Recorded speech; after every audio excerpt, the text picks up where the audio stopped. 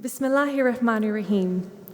President and Vice Chancellor, Dr. Santa Ono, President and Vice Chancellor, Dr. Deborah McLatchy, esteemed leaders, distinguished guests, good evening and welcome to the Ismaili Center, Toronto. My name is Nasreen Ramji, and I am delighted to be your Masters of Ceremonies today. Let us begin by acknowledging the rich and enduring history of the Indigenous peoples in Ontario. We acknowledge that this land we gather on today is the traditional territory of the Wendat, the Anishinaabe, the Haudenosaunee, the Métis, and the Mississaugas of the Credit First Nations. The treaty that was signed for this particular parcel of land is collectively referred to as the Toronto Purchase and applies to land east of Brown's Line to Woodbine Avenue and north towards Newmarket. This territory is also covered by the Dish with One Spoon Wampum Belt Covenant, an agreement to peaceably share and care for the land and its resources. This year marks the 5th anniversary of the opening of this Ismaili Center. In such a short span of time, we've hosted a variety of cultural and artistic performances, diverse lectures, conversations, roundtables, and symposia. These programs encourage exchange and mutual understanding between diverse peoples, communities, and faiths, while broadening intellectual horizons and fostering an appreciation of pluralism. Thank you all for joining us this evening for what promises to be a rich and engaging dialogue. It is with absolute pleasure that I introduce the President of the Ismaili Council for Canada, President Amir Ali Qasim Laka, who will offer welcome remarks and introduce Dr. Deborah McLatchy, President and Vice Chancellor of Wilfrid Laurier University. Bismillahirrahmanirrahim. Dr. Santa Ono, Dr. Deborah McLatchy, ladies and gentlemen, distinguished guests, good evening. It is my pleasure to welcome you all to the Ismaili Center, Toronto. We are honored to have with us Dr. Santa Ono, President of the University of British Columbia, and Dr. Deborah McLatchy, President of Wilfrid Laurier University, who together will provide us with some wisdom on the topic of faith in the academy. Thank you both for making the time to be with us today, to address the audience, and for a moderated discussion which will follow thereafter.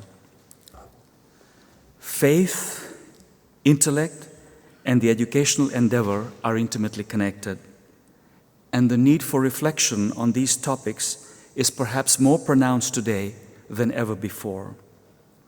That we can do so in a venue designed to symbolize this ethos of inseparability, the inseparability of matter and spirit, or what Islam refers to as deen and dunya, is all the more fortunate. The Ismaili Center Toronto, as some of you may be aware, is one of 6 such centers across the globe, and the second in Canada, the first being the Ismaili Center Vancouver. The centers serve as symbolic markers of the permanent presence and core values of the Ismaili communities around the world. The Ismaili Center Toronto and its architecture, program, and activities reflects a mood of humility, forward outlook, friendship, and dialogue.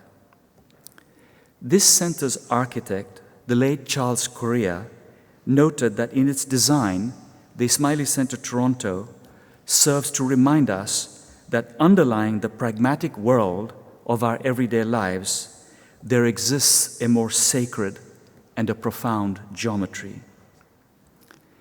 In Islam, this fusion of faith and world, din and dunya, of the spiritual and the material, is a fundamental facet of everyday life. This inseparability has also characterized the spirit of intellectual inquiry and pursuit of knowledge across the history of Muslim societies. from the Al-Azhar and Dar al-Ilm universities of Fatimid Cairo to their counterparts in Samarkand, Baghdad, and Cordoba, the history of Islam has been characterized by a passionate pursuit of knowledge and a rigorous search for truth.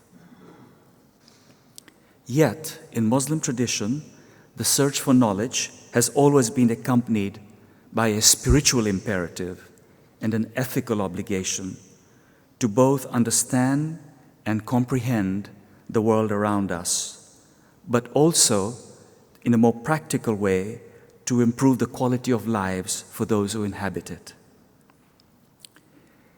The Holy Quran provides a constant reminder that in making scientific progress, humankind is simply discovering the endless creativity of the Creator. And therefore, humility and intellectual humility should be man's response to scientific progress. The human mind has been created rather than it being the creator, and is simply peeping through small windows on the magnificence of the creation. It is easy in this complex and rapidly evolving landscape to lose sight of the meaning and purpose with which we live our lives.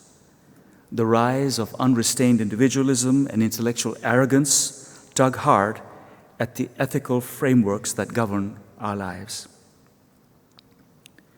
Speaking at the annual meeting of the International Baccalaureate, His Highness the Aga Khan commented in Atlanta that, and I quote, "In a world of rapid change, an agile and adaptable mind, a pragmatic and cooperative temperament, a strong ethical orientation, these are increasingly the keys to effective leadership."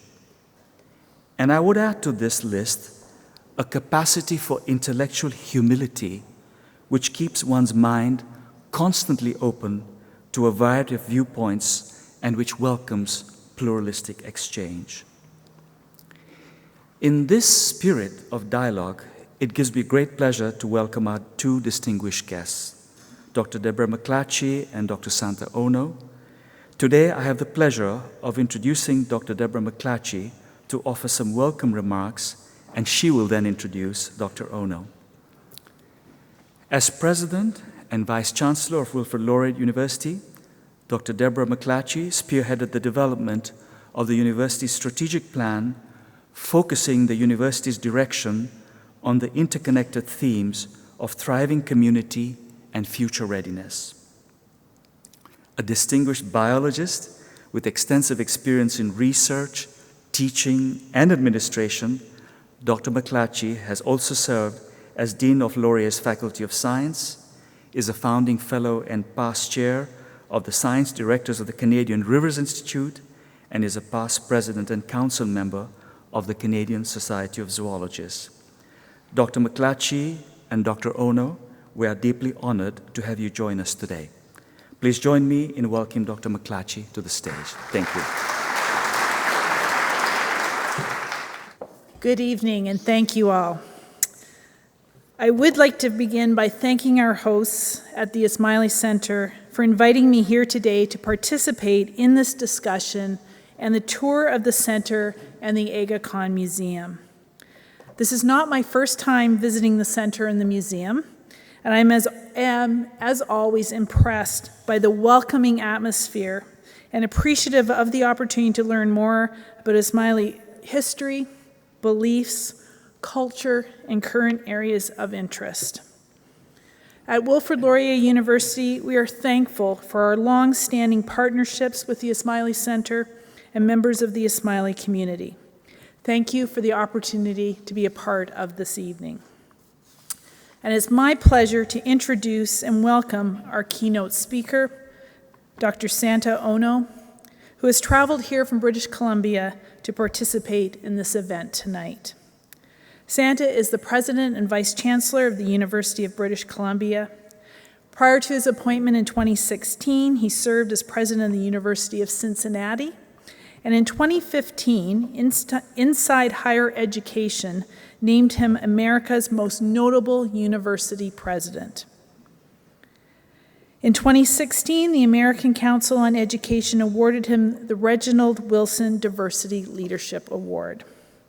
As a professor of medicine and biology, Santa has worked at Harvard, Johns Hopkins, University College London, and Emory Universities. He was also inducted by Johns Hopkins into its Society of Scholars and is a fellow of the Royal Society of Chemistry, the Canadian Academy of Health Sciences, the American Association for the Advancement of Science, and the National Academy of Inventors USA. Santa's research encompasses the immune system, eye inflammation, and age-related macular degeneration. An avid music lover, which we heard a little bit about today, Santa studied at the Peabody Conservatory of Music in Baltimore and still finds time to play his cello, even taking to the concert stage to perform on occasion. Santa didn't grow up in a religious household and admitted that as a child, his only experience with churches was entering them for musical performances and noting that the pews weren't very comfortable. His curiosity about the mysterious activity that went on in churches is what led him to explore Christianity when he first moved away from home to attend the University of Chicago. Tonight, Santa will share with us his experiences as a scientist, a university leader, and how his faith informs his work and life. Please join me now in welcoming Santa to the podium.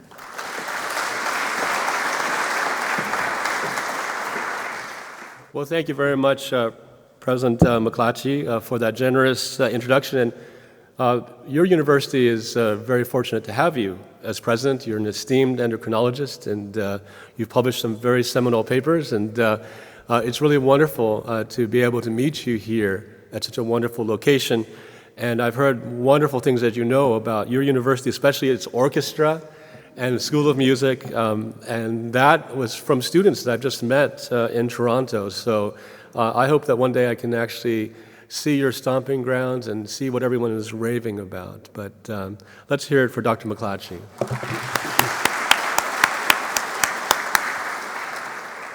Now, this is a topic that I can tell you, as you heard from the introduction, I never really thought I'd be speaking about during my childhood or during my early career as a faculty member. But before I get started into the topic of today's conversation, I'm greatly honored to be invited to address you and to be at a second Ismaili Center. I gave a talk similar to this in Vancouver, but on a different topic a couple of years ago. I want to thank you, President Kasim Laka, President Banji, and to the entire Ismaili Council for inviting me to give this talk and for such a warm welcome. It was really an eye-opening experience to walk around this second center that I've had a privilege of seeing, and also to go to the museum and to look at these beautiful grounds on 17 acres here in GTA. And for all of you who are attending here, those of you who are not part of the Ismaili Center, thank you for coming out today to have this conversation. I hope that it will be a meaningful conversation for you, because I think that the questions of faith and science and our own lives are really central to things that we think about on a regular basis, each and every one of us, when we think about our identities. It was my absolute pleasure to tour the Ismaili Center, the Aga Khan Museum, and the Aga Khan Park. The architecture of this building, of the museum, of the grounds, is extraordinary. And my father and brother and uncle and cousins, who are all mathematicians, I'm sure would be suitably impressed by the thought that's been put in the geometry and the meaning that you can find in every corner of this magnificent campus. And I think got just a surface view of what each of the different structures on the grounds and the buildings, what they mean, and it means a lot. And it has tremendous significance in terms of its location and direction, and really focus on a higher being, something which is central to my life and also central to this community, really being humble about who we are and the position that we play in this universe. And so for me, it's inspirational to come to Ismaili centers and to listen to the words of the Aga Khan himself, because they ring so true and they resonate so much with me. This center truly does provide a bridge to friendship and understanding for the wider community. It opens our minds and hearts to pluralism, something which is needed here in Canada, in Ontario, around the world, this continent, something that is needed perhaps more now than ever before. All you have to do is switch on the news and see about all the conflict that arises for lack of understanding and respect for people that think differently from each other. So thank you to this community for providing venues in 6 such locations to have these kinds of conversations, because that is really central to the formation of the next generation of global citizens, but also central to world peace. Your message resonates personally with me. My own experiences have made me very aware of the different cultures and races and how they interact and how they're treated in society, and especially in the microcosm of higher education, that in many ways I believe really is a reflection of the tensions that exist around the world. I really had a wonderful time speaking with academics around this audience about the different cultures that exist on different campuses and different institutions, even in the same province. The differences that result from demographic differences between our campuses. Situations where one's faith is respected and situations where people are afraid to talk about their faith. And really talking about these different experiences that we all face is really a way for us to understand the differences around the world. And for that reason, I really appreciate the work of this center and the other Ismaili centers in this regard. Some of you may know that I was thrilled and very honored to meet His Highness the Aga Khan in person in October. It was an occasion that was historic for UBC and for our neighboring sister organization, Simon Fraser University, when we, for the very first time in our histories, joined together to award His Highness an honorary doctorate, actually 2 honorary doctorates, in a joint conferral ceremony. And when I spoke with His Highness, he said it was intentional. He said that he had been admiring both institutions for a long time, but he wanted to make it so that we would work together. Even though we have different demographics and slightly different missions, he felt that it was consistent with his views to bring 2 different institutions together in the same metropolitan area together. And it had a powerful effect on me, on Andrew Petter, and the 2 institutions.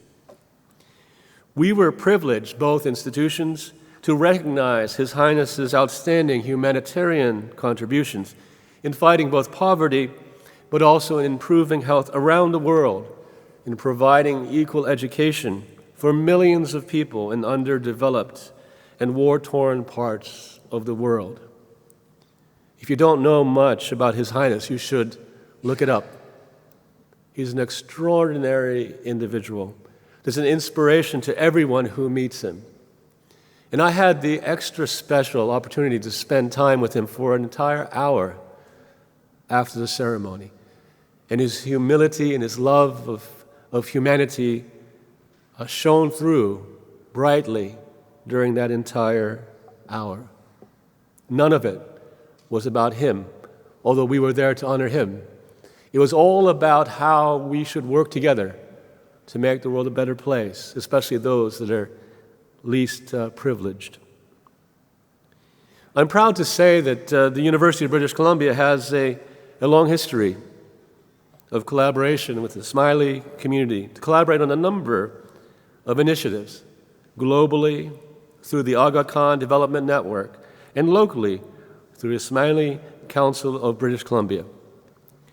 UBC is working with the Council of BC to establish a joint liaison committee to explore areas of collaboration, to expand those between the 2 institutions. And we hope to grow that for every single year into the future.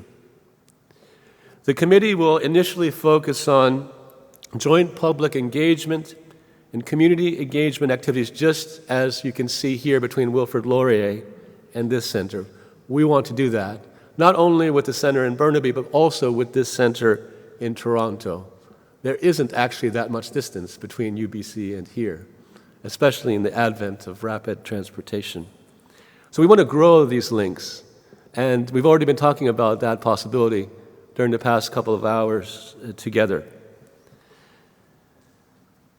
In June, representatives of the Aga Khan University visited UBC, and this occurs on a regular basis. And we had a roundtable discussion about increasing collaborations between the two institutions. Just 2 years ago, we were honored to have the Prince Amin, brother of His Highness the Aga Khan, officially open an exhibit called Traces of Words, Art and Calligraphy from Asia, an exhibition at UBC's Museum of Anthropology, which in part featured the collections from the Aga Khan Museum in Toronto, and this is something that was attended by thousands of individuals from around the world. We hope that's one way that we can amplify the beautiful message from here on the West Coast, but also to visitors from around the world in our Museum of Anthropology. I'm also very proud as president of UBC to acknowledge a number of other people that are very important to our institution. Khalil Sharif, the CEO of the Aga Khan Foundation of Canada, is a graduate of UBC, and we're very proud of him. Firoz Rasil, a former member of UBC's Board of Governors, is president of Aga Khan University. Shamaz Mohammed, responsible for building the Aga Khan Museum in Toronto and the Global Center for Pluralism in Ottawa, which is incredibly important, has served on UBC's Museum of Anthropology External Advisory Board. And you can see in that Global Center for Pluralism in Ottawa that you can see the philosophy of this center amplifying in the nation's capital. And so we're very, very proud to have a link with Shamaz Mohammed. 2 years ago, I was honored to give a talk, as I said, in the Ismaili Center of Burnaby on the changing role of higher education, developing the next generation of global leaders. And I was very heartened and excited to see so many members of the local community, especially lots of primary and secondary school students at that. And I was very excited to interact with many of the Ismaili students at UBC and SFU at a reception following the conferring of an honorary degree to the Aga Khan. And then now I have this honor of addressing you this evening on a topic that's very dear to me and I think resonates, as I said, in everyone's life, and that is the topic of faith in the academy. And my remarks are really going to focus mainly on post-secondary because I'm the president of a university, but I think that what I say today applies to secondary schools and primary schools as well. This lecture series, I understand, aims to encourage dialogue and mutual understanding between diverse peoples, communities, and faiths, while expanding intellectual horizons and fostering an appreciation of pluralism. And as you know, most of the universities in Canada are really a bedrock of their foundation is really to be places where pluralism should be protected and where pluralism should thrive. Now, you heard from the introduction that I've had the honor and privilege of working at many outstanding institutions over the past 3 decades. But as a leader, my leadership has spanned 2 countries and 3 universities. It all began at Emory University in my life, Emory University in Atlanta, Georgia, a private university that was initially Methodist in its roots. And then I moved to a a public university, the University of Cincinnati, a rather large one with about 45,000 students in Cincinnati, Ohio.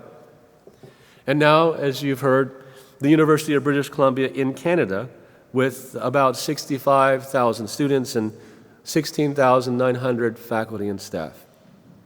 In many ways, people say it's a very large town or a small city. On the Vancouver campus during the day, there are about 80,000 people on that campus, and there are about 20,000 people in the campus in the Okanagan. So about 100,000 people come in and out of the university on the two campuses on a regular basis. Two of the three institutions, as I said, are public, multi-faculty, large universities. Very international institutions with an incredibly diverse set of faculty, staff, and students, a diversity of cultures, of beliefs, backgrounds across the students, faculty, and staff.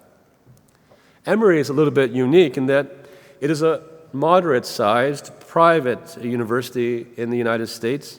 As I said early on, Methodist, and it's changed quite a bit over the years, and please take this humor as sort of local humor, but students at Emory and some faculty refer to Emory, which is spelled E-M-O-R-Y,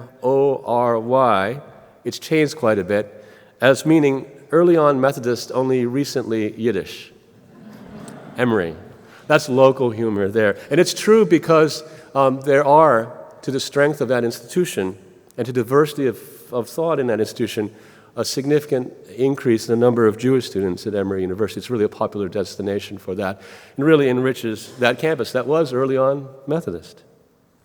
And it is in many ways then an example of the power of pluralism on that campus. But also, I can tell you, perhaps in the dialogue, that juxtaposition on that campus, which has become increasingly diverse, where there are Christian, Jewish, and Muslim students together, sometimes a source of challenge and tension between groups on that campus. We can get into that a little bit more. So with the power and benefit of pluralism on that sort of campus also comes challenges, or, if you look at it in another way, opportunities.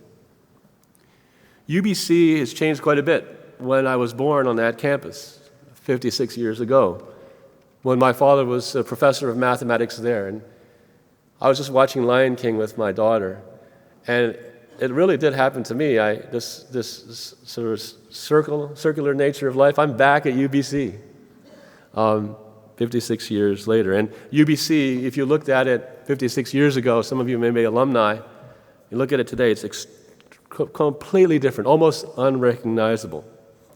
And one of the differences is it's become very diverse, very international. It's a global center for research and teaching, consistently ranked among the top 20 universities in the world and top 7 or 8 in North America. If you look at global rankings such as U.S. News and World Report or QS or Times Higher Education, usually ranks anywhere between 27 and 40-something in the world, universities, public and private. So we're very proud of the university. And we think that we have much to offer Canada and the world. And I've mentioned the fact that we have two campuses, one in Vancouver, the older of the two, which is just about 103 years old, and the Okanagan campus in Kelowna, which is a home, together to home to over 65,000 students enrolled in 16 faculties, and 18 schools, and 2 new colleges. A third if you include a college we just founded last year, which is the Emeritus College, a college where retired faculty can remain engaged and receive internal support for their scholarship and research, and where they can, through an intergenerational mechanism, directly advise undergraduate and graduate students as well. As I've mentioned, UBC is a very international university, and it's directly relevant to the topic I want to delve into today, that diversity, the fact that it's very international, presents opportunities but also challenges to the institution. We can get into specific examples if you'd like during our conversation. Last year, we were ranked the second most international university in the world, and in the year before, the #1 most international university in the world. So it gives you an idea of the demographics of the institution. I think there's several reasons for this very diverse nature of the university.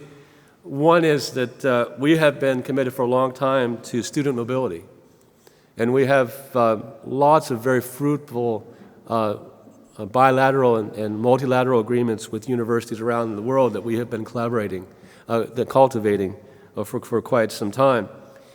And we have also, in many ways as an institution, tried to build global connectivity through our research initiatives.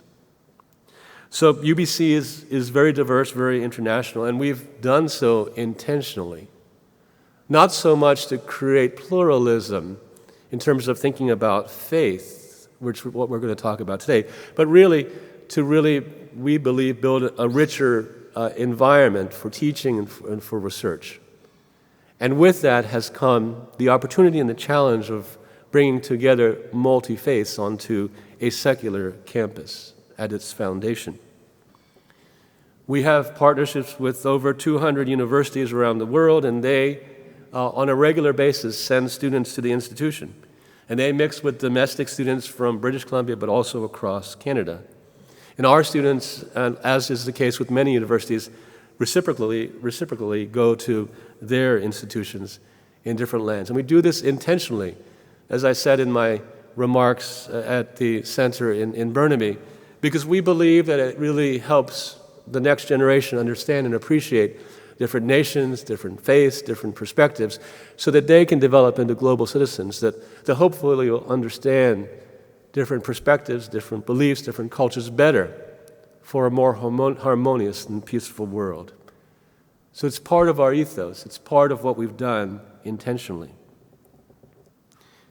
Now, leaving home to study in another country, students learn to appreciate different situations and people with respect to their differences and to treat different people with sensitivity. We believe that it encourages the next generation to be humble, humility really being at the core of your message, to make the effort to learn things about other cultures, and to become aware of their own biases. You see, if you're in a homogeneous community or campus, you may not even be aware of the unconscious biases that you have.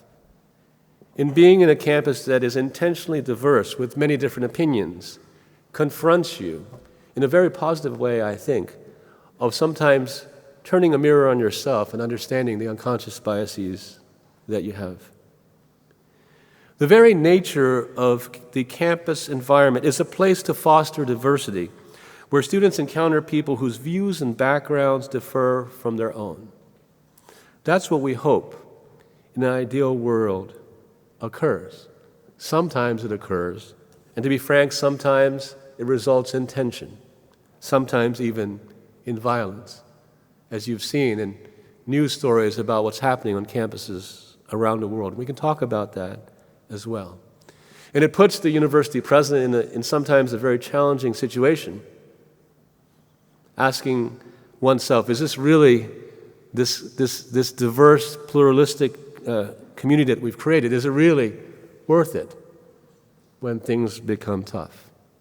We can talk a little bit about that. And we can talk a little bit about the changing philosophy of what a campus should be like, ranging from what University of California, Berkeley was, as the Center for Activism, where people of different views came intentionally onto campus, to one where there's a concern about whether it's hate speech, whether we are harming or hurting the most vulnerable in our community. We can talk about that. This is why faith in the academy is a topic that is very important to me, and indeed fundamental to how I've come to understand my purpose in life.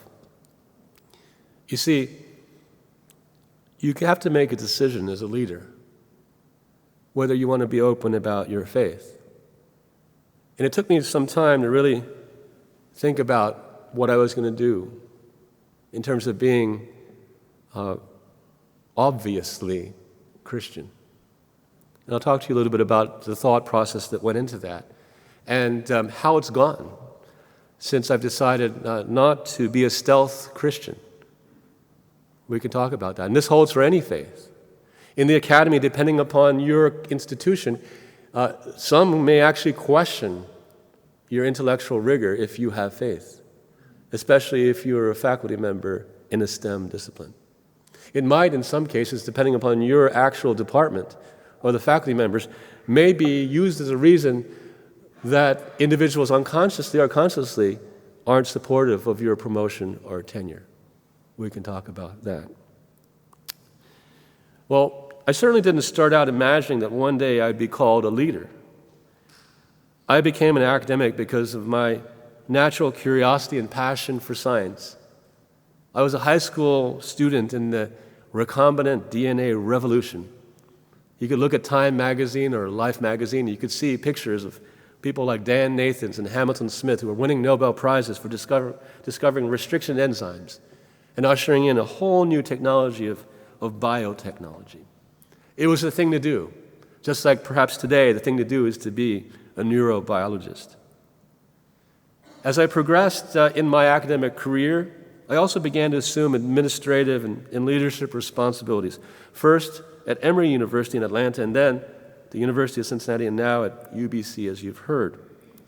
And I really thought about what kind of leader I wanted to be, in addition to whether I wanted to be a stealth Christian or whether I was comfortable in my own skin and talking about my faith. And I developed a kind of leadership style that resonates with me that really, I think, in many ways is captured by your beliefs. My own leadership style is based upon a philosophy by Greenleaf called servant leadership. And the philosophy goes as this: a leader has to start from a position of humility, so almost the same starting point, and respect for others, everyone, regardless of their station in life. And to understand that there are all kinds of people that you work with or encounter, and that's especially true as a university president. You know, I truly believe that my calling is to serve every member of the community, from the first-year student to the most distinguished faculty member, from a member of the grounds crew to someone who is putting books away in our library. All of them make the university great, and my job is to serve them. The philosophy of servant leadership is that it doesn't mean that you don't, as a president or as a leader or a dean or a chairman, it's not that you don't have to make tough decisions. I do. Or that every now and then you have to assert yourself, because you do. But at the core is the foundation that in each of your interactions, even when you have to make those tough decisions, it has to start with civility and mutual respect. Part of how I reach out to the least powerful individuals, although they are just as important in an organization or society, comes from my faith. As you've heard, I'm a Christian, and I've been very involved in churches in the different cities that I've lived in. And it was an accident. I didn't grow up in a Christian family. You heard about how I went to churches only on Christmas Eve and on Easter, and I had no idea why people would get together on Sundays and also during the week for Bible study. I had no idea what the Bible was. But as a university president, my focus on service has to, especially at a secular university, be agnostic of denomination or faith. It's really about my responsibility for others and focusing on them regardless of what they might believe in. That has to be my responsibility. I cannot be directly evangelical about any faith as the head of a secular university. As a servant to every member of that community, I need each and every one of the members of that community to believe that I'm their advocate, that I respect them equally and I support them. And so it's entirely consistent with my own faith that I can be supportive of all faith groups and also of students who are also searching or have decided that there's no room for faith in their lives at that time, as occurs to many university students, even if they were brought up in a Christian family. I still need to serve them, regardless of what their beliefs or interests might be, or wherever they might be on their faith journey. At UBC, there are 24 student groups that have a faith affiliation, everything from InterVarsity to Navigators to the Hillel Society and the Muslim Student Association. And I don't focus so much on the similarities and distinctions of the particulars of different religions. I focus more on the fact that for those individuals that do have a faith, it is a central and important part of their identity. And therefore, I need to support and respect each student, each staff member, each faculty member, regardless of what their beliefs might be.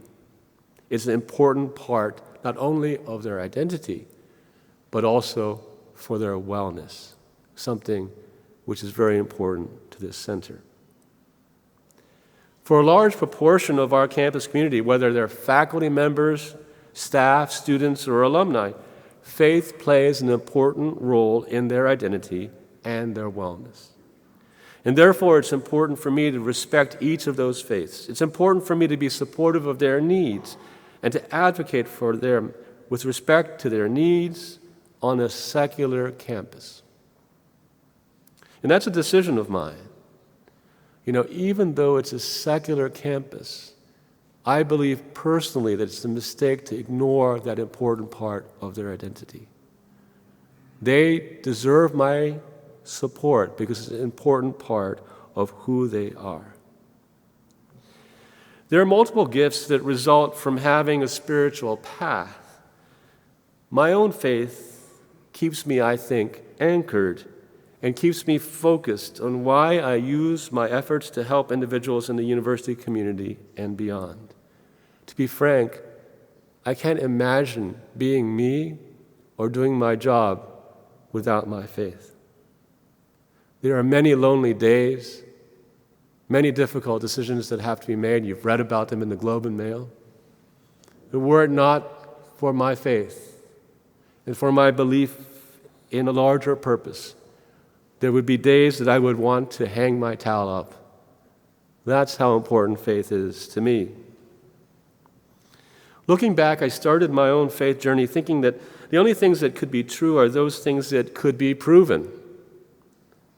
I grew up in a family that only went to church on Christmas Eve and on Easter Sunday. I didn't understand what was going on there and why it was so important to so many people around the world. And I, as you know, was born to a mathematician, and I am a research scientist, where we are taught in every one of our classes that things must be proven, things must be evidence-based.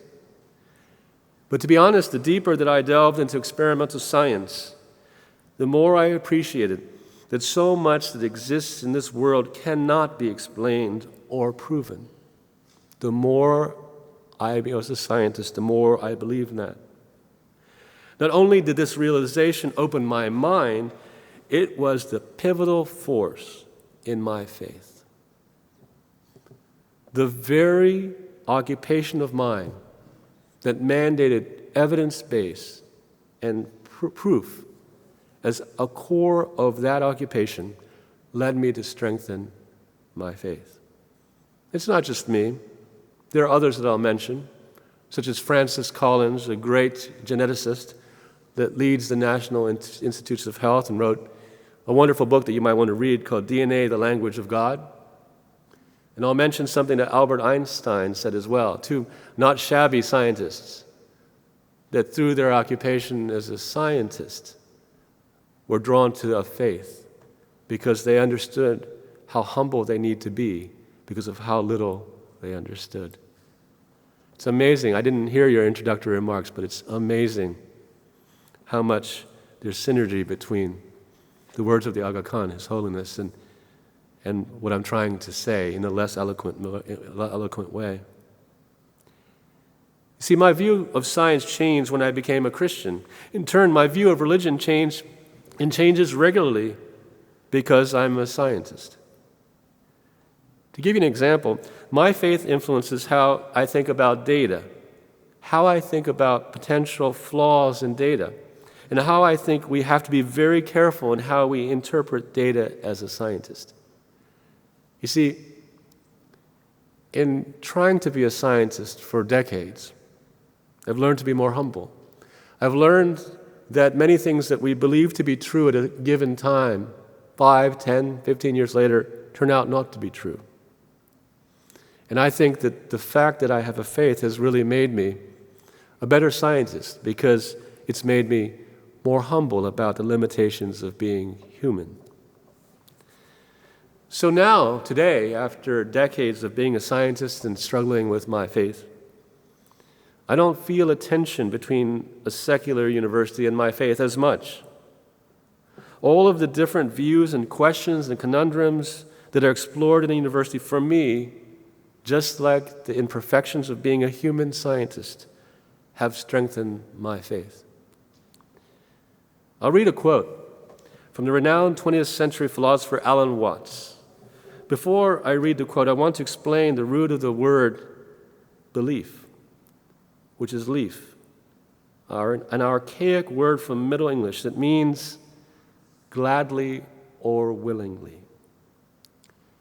As the philosopher Alan Watts once wrote, quote, "Truth is an unreserved opening of the mind to that truth, whatever it may turn out to be. Faith has no preconceptions. It is a plunge into the unknown. Faith is the essential virtue of science and likewise of any religion that is not self-deception. Faith invites us to welcome discourse and dialogue and difficult questions into our spiritual life. Through questioning our faith, I believe that we become stronger individuals and stronger scientists, stronger citizens. For me, the real gift of the spiritual path is that one grows as an individual, and your faith becomes stronger because you're constantly asking yourself questions and perhaps sometimes doubting your decision. This is really at the heart of what it means to innovate. How do we welcome innovation into our spiritual lives? There are churches and congregations where there is active debate, and there are others where there isn't active debate. And sometimes there's tension between different members of the congregation, and sometimes between the congregation and the minister. Which is the better kind of church? I say the one where there is active debate and sometimes tension, because the congregation grows and sometimes the minister grows. And some people don't want to be in that kind of environment because sometimes it's difficult. But I believe that those are the strongest churches, as I said, and those are the strongest kinds of universities where there's tension and when there is sometimes really necessary introspection as to one's own views. We really come to believe when our faith is challenged. We really come to trust our scientific interpretations when our views are challenged. And we work through inconsistencies or differences of opinion and become stronger in our faith or in our beliefs, in our views about what might be true in terms of the universe. In the same way, the best universities are the ones where people have the freedom to voice different points of view. And as I said, that's really being challenged now in Ontario, in British Columbia, south of the border. And to either change individuals' minds in listening to these different points of views or strengthening their beliefs based upon honest discourse. To explore the questions and mysteries of science and faith together, and to acknowledge the humility of what we do not know.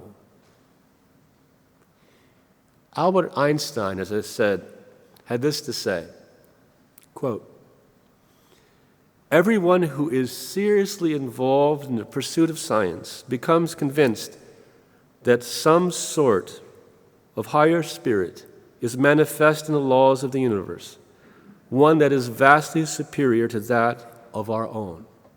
Albert Einstein. You see, the tension, if you will, between science and faith is that science is supposedly evidence-based or proven, while faith transcends human understanding. There's an amazing wall hanging at this center over there, and it's incredibly profound. If you look over there, out there in the foyer, you'll see a wall hanging. Part of it is shiny and part of it is dull.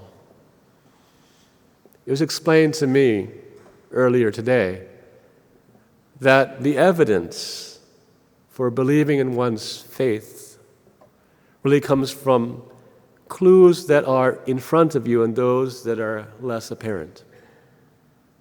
That is a very profound piece of art. You see, when we make a conscious decision to have faith in a particular religion, whether, as I said, it's based upon direct or indirect evidence, whether it's based on history or a foundational document, which is the case with many religions, all we're doing is taking that combination of clues, the history, the foundational document, the evidence that's around us, and taking a leap of faith, the very definition of the word. And if you think about it, that's what we're doing as a scientist. We're not exactly sure. We have some evidence. We have hypotheses. At the end of the day, when we write to paper, we're taking a leap of faith in taking that evidence that can be flawed because we're human, but because there are flaws that are introduced by the experimental system. In some ways, in a similar way, we are taking a leap of faith. So it's true for me as a scientist. It's also true for other scientists as well, as you heard in the words of Albert Einstein himself. I was trained as a scientist to prove everything, to only make pronouncements about something being true because there's empirical data that supports that view or that statement. However, one of the privileges of being a scientist is that you begin to understand the limitations of human consciousness and human conceptualization of things that transcend our ability to understand or explain or to prove. Just think about the cosmos, if you're an astrophysicist. Or think about, if you're like me, a molecular biologist, how many times you've been wrong or naive or you've been oversimplistic about how the cell works in a very, very focused question. For instance, in my research on how the eye works and how the immune system protects the eye and how sometimes that goes wrong in macular degeneration, some of the brightest people in the world that I know personally have spent decades, their entire life, trying to understand how these systems work. How does the eye work? How does the immune system work in health and disease? And the best of them admit that they only have a partial understanding or that they don't fully understand the most fundamental aspects of those systems, even after a lifetime of research. Much of how the immune system works has been discovered in my lifetime. Extraordinary, the progress that has been made. It's truly been remarkable witnessing this with a front row seat at some of the great institutions of the world. It's amazing, but also in too many people results in intellectual arrogance. That somehow we have created these remarkable systems, the nervous system, the immune system, but we're just spectators trying to figure out something well beyond us that we can't fully understand. I'm not downplaying the brilliance of these scientists. I'm not downplaying what's happened in these fields. But I'm saying that the best and the brightest engineers looking into how to build these systems or an organism wouldn't have engineered the immune system the way it is because they don't have the capacity to think at that level. As a scientist, the crux of my faith is learning firsthand that the tremendous diversity and complexity of biodiversity in the population or within a cell exists beyond the explanation of the brightest human beings. Any scientist that believes otherwise is being intellectually arrogant. As a university president, I feel my spiritual path and philosophy of servant leadership are both very supportive of faith and science coexisting at a modern secular university. A campus environment that fosters conversation about faith, identity, race, religion, politics, affords students, staff, and faculty opportunities to step out of their comfort zone and to grow intellectually, spiritually, and emotionally. Urban students, inner-city students, indigenous students, racial and ethnic minorities, rural students, immigrants, refugees, and students of any sexual orientation and gender identity all reflect the world that we live in, and we want them to develop their individual potential and to acquire the knowledge, skills, and abilities they need to contribute to society. This diversity is a fact of human experience, and campuses need to reflect the communities in which they serve. Indeed, diversity is essential to the role of universities in contributing to the betterment of society. I'd like to share some of the words His Highness the Aga Khan spoke in Toronto in 2016 on accepting the inaugural Adrian Clarkson Prize for Global Citizenship. Here is what His Highness said, quote, "Perhaps the key to resolving the paradox of citizenship is to think about layers of overlapping identity. After all, one can honor a variety of loyalties to a faith, an ethnicity, a language, a nation, a city, a profession, a school, even to a sports team. One might share some of these identities with some people, other identities with others." He went on to say, "My own religious community identifies proudly as Ismaili Muslims with our specific interpretation of Islamic faith and history. But we also feel a sense of belonging with the whole of the Muslim world. Within the Ummah, the diversity of identities is immense, greater than most people realize. Differences based on language, on history, on nationhood, ethnicity, and a variety of local affiliations. But at the same time, I observe a growing sense within the Ummah of a meaningful global bond. When the question of human identity is seen in this context, then diversity itself can be seen as a powerful gift. Diversity is not a reason to put up walls, but rather to open windows, to build bridges. It is not a burden, it is a blessing. In the end, of course, we must realize that living with diversity is a challenging process, as I mentioned earlier. We are wrong to think it will be easy. The work of pluralism is always a work in progress." Think about his words. I find his words especially relevant and inspiring. The very nature of post-secondary education, as I said, especially at UBC, intentionally, is to foster diversity in every sense of the word, to support every student's search for their own faith or not to have a faith.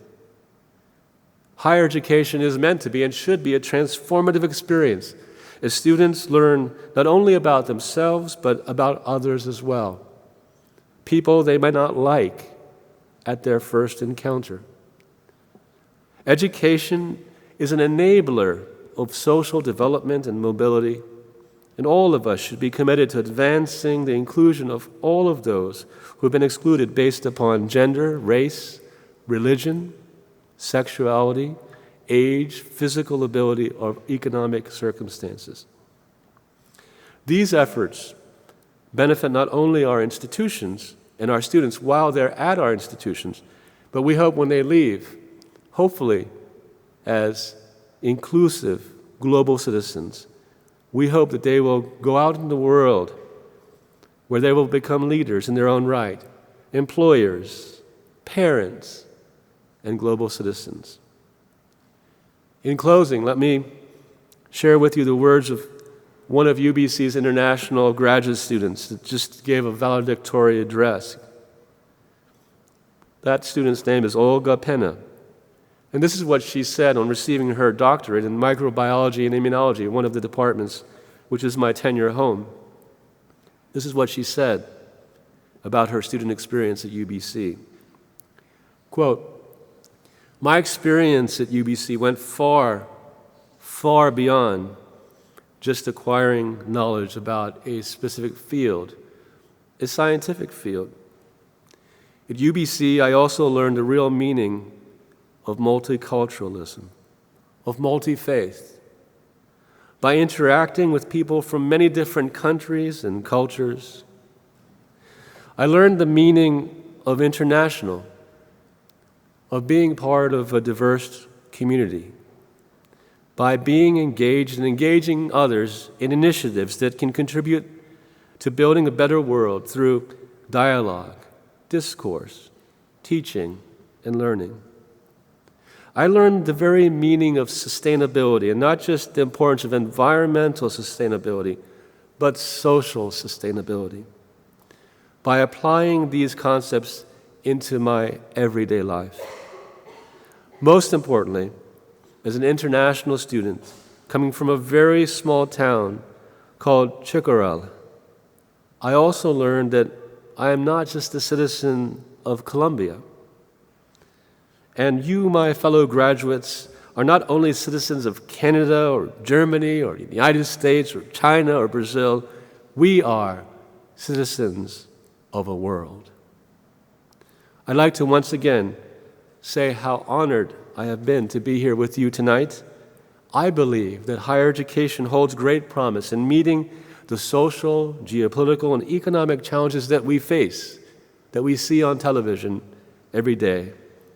And we need to support all of our students, regardless of their faith, even though we lead secular institutions, because it is what will prepare them to be global citizens, because it is at the very core part of their identity, part of their wellness. Thank you very much. Well, thank you, Santa, very much for that very engaging discussion. And I do have a few questions just to start us off, and then maybe we can see where those take us. So thank you very much. And perhaps maybe you could talk a little bit about in your early years at university, what it was like to be on your own but without a strong sense of faith, and how that sense of faith did come to you. I'm going to be honest, some people may know this story, and your opinion of me is going to drop very precipitously when I tell you that I was a very ordinary undergraduate at the University of Chicago. And just like a ship will actually toss all over a rough sea without an anchor, without my faith, that's what happened to me. I went to university a little bit too young. I was 17, but a very young 17. And I did things that young boys in universities do in excess. And to be frank, after my first semester, it wasn't clear that I would be able to continue at university. And so to answer your question about what it was like to be a young man without faith, I really felt that something was missing in my life. And the fact that I didn't have a spiritual anchor, I didn't really know where I was going. I didn't really know what my responsibilities as a developing adult were to the world. And so my first semester was not a very good one. On one of those evenings, your opinion of me is going to drop very quickly now. One of those evenings when I had a little bit too much to drink, the non-Kool-Aid variety, I almost fell out of a fourth floor window. I was very happy, and I was hanging out of a fourth floor window in my residence hall, and two people grabbed me and stopped me from falling to my death. And one of them was Steve Barry, the other was Scott King. They were Christians, and they went to different churches, but they were part of a student faith group called InterVarsity Christian Fellowship. And they felt that I was a lost sheep. And they brought me to church. They even drove me to their local suburban church to meet with their pastor, and brought me to small group and large group to start learning. They felt that there was something that I desperately needed to learn. They saw that I had no spiritual anchor. And I still didn't get it. But I remember the very first time I went into a place of worship. I don't really know what it was. Without understanding anything, I felt really moved. I honestly believe now that it was the Lord really touching me. Not an intellectual thing at all, but really something that I truly felt. It took some time. I would go to McGill, and I met my wife-to-be, Wendy Yip, and she was also a scientist, and she'd been going to church every Sunday, and I was really a difficult boyfriend. I was always not agreeing with her faith, because I thought that in science you always had to prove everything, and there had to be evidence for everything, and I didn't have the maturity to understand what that wall hanging really represents. That what's happening with what you learn about history and what you read in the Bible or the foundational document in your faith, that all of these are clues, some apparent, some less obvious, shiny and dull, which you have to integrate, each and every one of us, in taking that leap of faith towards faith or towards one's belief. And so it was a rough journey. I'm not alone in having that kind of a rough journey. My wife-to-be stood with me for some reason. We were almost married for 30 years. And because of her, she really helped guide me as well. And I also, I'm very fortunate to have had church leaders that were instrumental in putting me on the right track when I would fall off it many times. And one of them is actually here, Reverend David Danner, right there. Stand up, let's hear it for David Danner.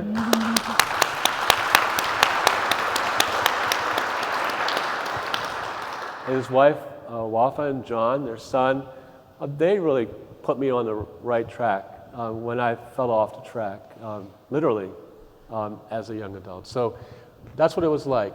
And I'm very lucky that, as is evidenced in this community, and the importance of community is that you take the young people will fall off the track for sometimes their fault, sometimes out of no fault of their own. As a community, it's up to all of us to take care of the youngest and the most vulnerable. And it really does take this entire community to raise a child. Thank you.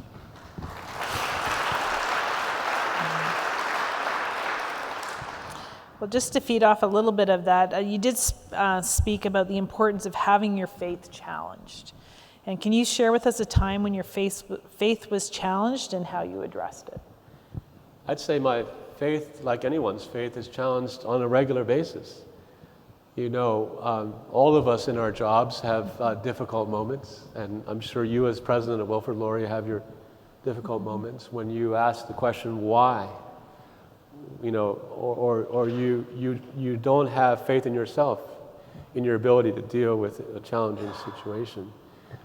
And so in those moments where you ask yourself, well, you know, I guess a child would ask, why do bad things happen to good people? I'm not saying that I'm a good person, but why do bad things happen in general? And those moments, I think, are intentional. I think that I believe, this is a personal belief, that if life is too easy, then your faith is not well grounded.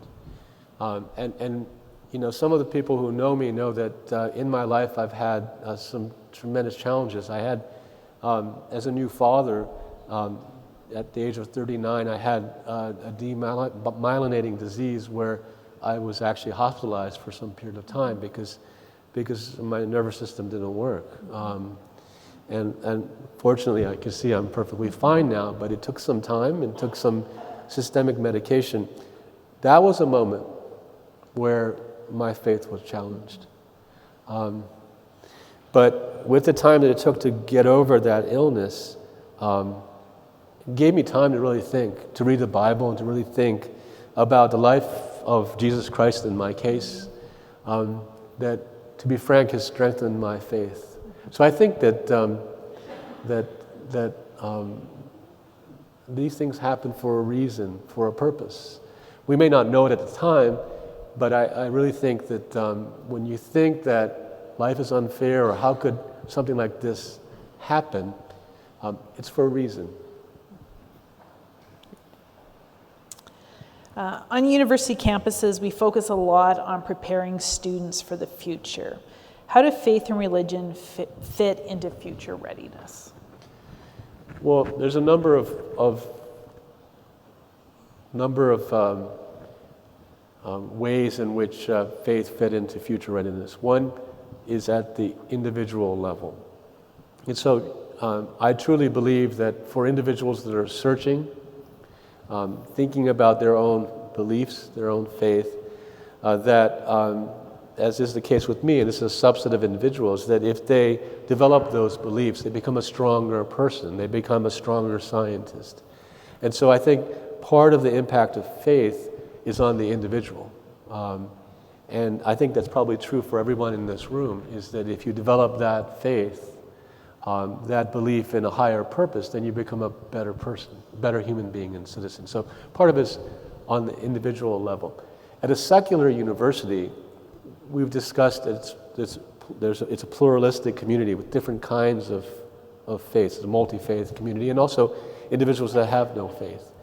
I believe that even at a secular university like UBC, being exposed to people that have very different beliefs makes you more tolerant and more inclusive. So I think that that's an added benefit that results from the diversity that exists in most of our campuses.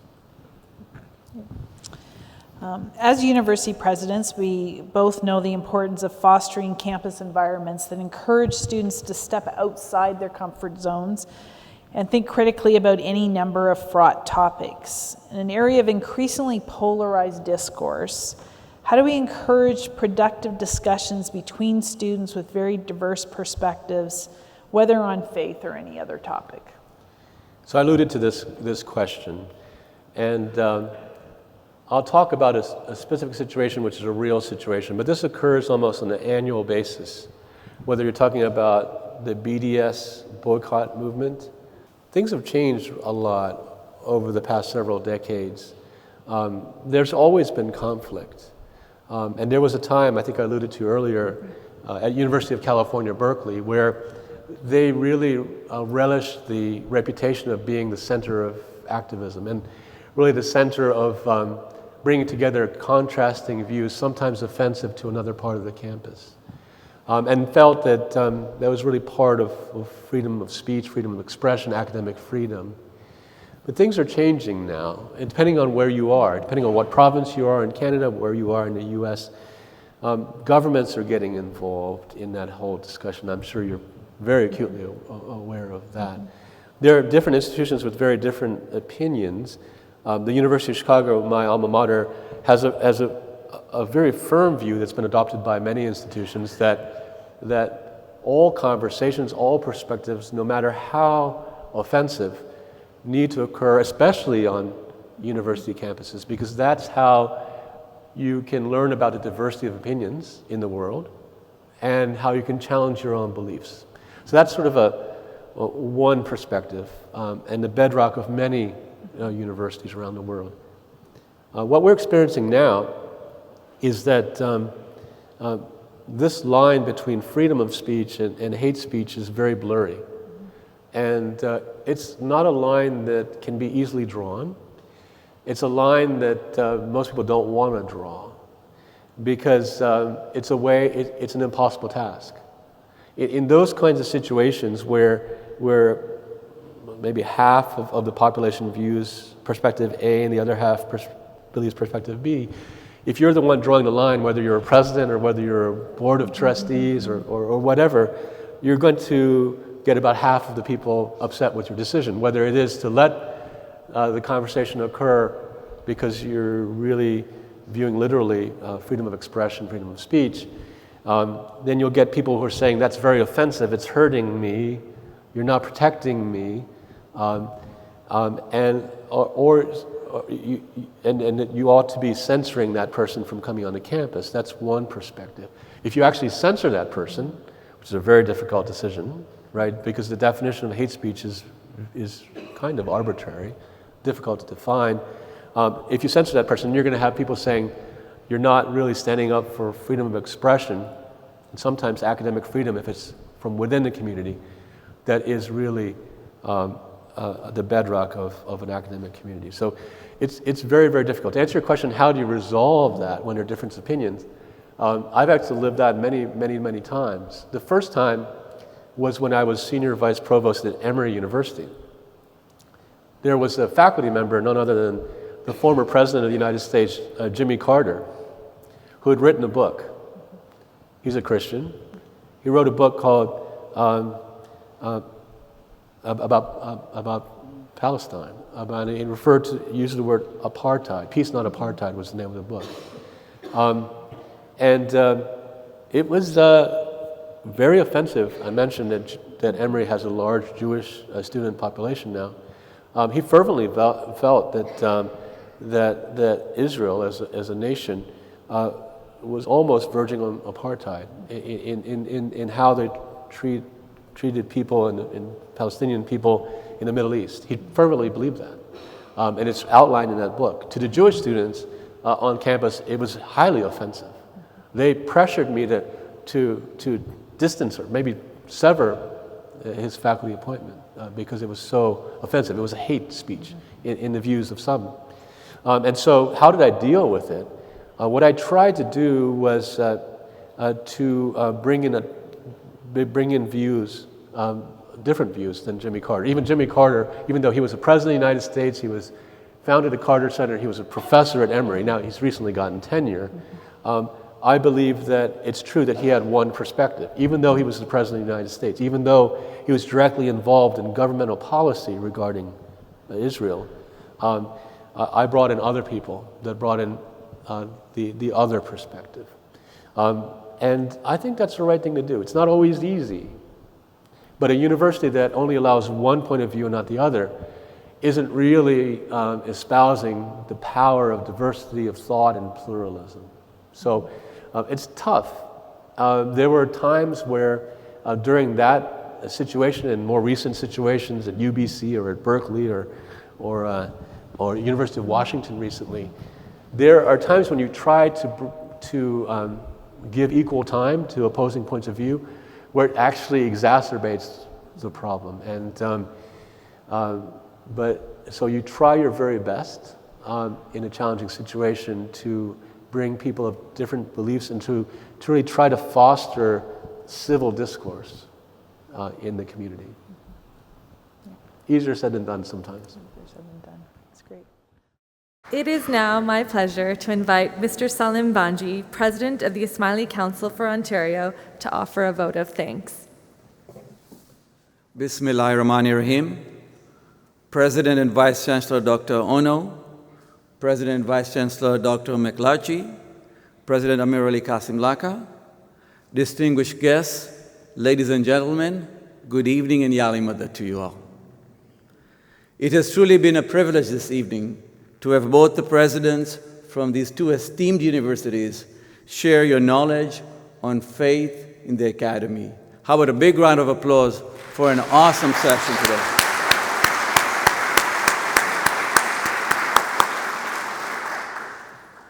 For many, many years, discourse seemed to veer around the fact that faith and science were mutually exclusive, that they were not linked, and they could not coexist together in a system of beliefs. However, as the debate continues to change and expand, we see a fundamental shift in that conversation. And people like yourself, Dr. Ono, are positively disrupting these notions and challenging the status quo, making it easier for students, leaders, and communities to see how, in fact, faith and science are inseparable. Today, Dr. McLatchie and you have brought this to the forefront in our discussion, for which we are grateful, and may I add, maybe eternally grateful for all your thoughts on this topic.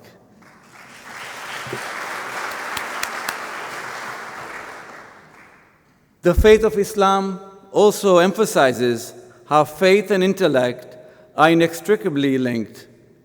In fact, His Highness the Aga Khan, in remarks made at the foundation ceremony of the Aga Khan Academy in Dhaka, Bangladesh, in May 2008, said, quote, "World and faith are inseparable in Islam.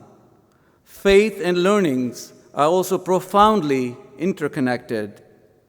The Holy Quran sees the discovery of knowledge as a spiritual responsibility, enabling us to better understand and more ably serve God's creation. Our traditional teachings remind us of our individual obligation to seek knowledge unto the ends of the earth and of our social obligation to honor and nurture the full potential of every human life," end quote. Dr. Ono, Dr. McLatchie, I want to thank you for taking the time out of your very busy schedules to be here with us today. Thank you for sharing your insights with all of us. And for a lot of us here today, we are incoming leaders to our institutions. And I've spent some time reading some of your readings, Dr. Ono, and I've been struck by the principles that you've articulated around the concept of servant leadership. And I think to all of us who are here in this room, there's a lot to learn, and I think we will hopefully put a lot of those principles that you talk about in practice as we serve our constituencies. Thank you very much for that.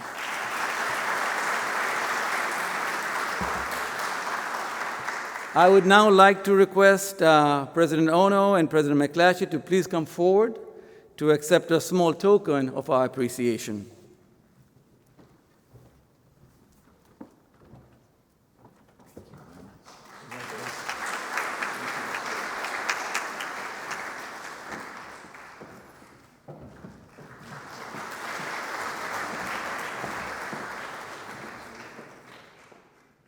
Finally, I would also like to thank our MC, Nasrin Ramji, for a terrific job. Well done for keeping us on track here. We're a hard crowd to kind of gather together, so thank you for that. I also wanted to point out that, as you all know, it takes a village to plan events, and I would like to acknowledge the tremendous efforts of the many volunteers who work behind the scenes here at the Ismaili Center in planning and implementing events.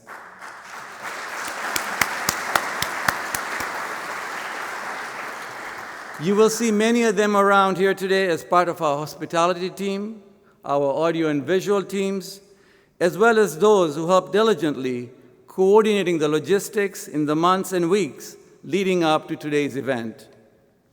Today's event, along with the hundreds of other events that we have held at the center since it opened in September of 2014, could not have been possible without all their efforts.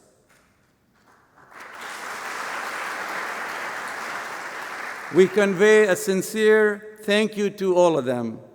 Finally, thank you to each and every one in our audience for joining us today and for supporting the rich and vibrant programming here at the Ismaili Center. Thank you very much.